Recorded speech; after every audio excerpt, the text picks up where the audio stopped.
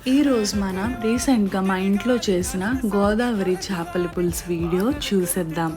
చేపల పులుసు అయితే కనుక చాలా టేస్టీగా ఉందండి, కమ్మగా ఉంది.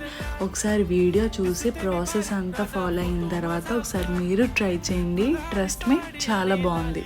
ముందుగా చేప ముక్కలను బాగా కడిగి శుభ్రం చేసుకున్న తర్వాత ఇలా మ్యారినేట్ చేసి పెట్టుకోవాలి. ఉప్పు, కారం, పసుపు, నిమ్మరసంతో మ్యారినేట్ చేస్తే నీచు వాసన పోతుంది.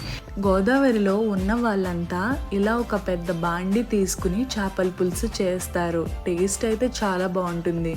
నేను కూడా ఒక పెద్ద బాండి తీసుకుని ఆయిల్ వేసుకున్నాను.